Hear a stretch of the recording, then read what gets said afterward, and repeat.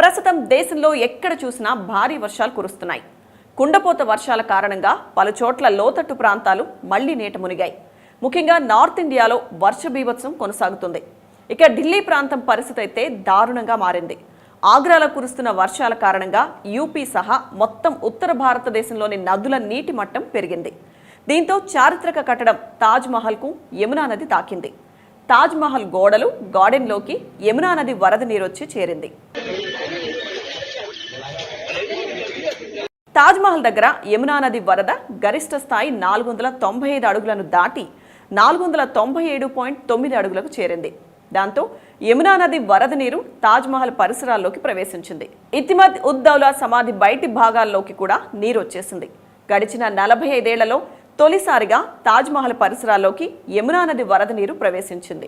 గతంలో 1978లో యమునా నది వరదల వల్ల తాజ్ మహల్ తీవ్రంగా ప్రభావితమైంది.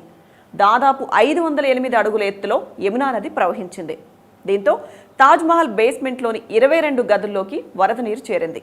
ప్రస్తుతం ఆ స్థాయిలో కాకపోయినా తాజ్ మహల్ పరిసరాల్లోకి వరద నీరు రావడం ఇదే తొలిసారి. అయితే ప్రస్తుత వరదతో ఈ చారిత్రక స్మారకానికి వచ్చిన నష్టమేమీ లేదని ఆర్కియాలజీ సర్వే ఆఫ్ ఇండియా చెబుతోంది.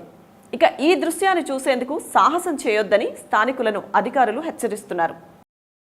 వరద వల్ల తాజ్కు ప్రమాదం లేకపోయినప్పటికీ చుట్టుపక్కల ప్రాంతాలు మాత్రం ముంపుకు గురయ్యే అవకాశం ఉంది. ఇప్పటికే ఆగ్రాలోని తనిష్క్, లోహియా నగర్, దయాల్బాగ్, రాజశ్రీ తదితర ప్రాంతాలు జలమయమయ్యాయి. ఆగ్రాలోని కైలాస మహాదేవ్ ఆలయ గర్భగుడిలోకి కూడా నీరు చేరింది. మరోవైపు యమున ఉగ్రరూపం దాల్చడంతో దేశ రాజధాని ఢిల్లీతో పాటు పలు ప్రాంతాలు నీట మునిగాయి.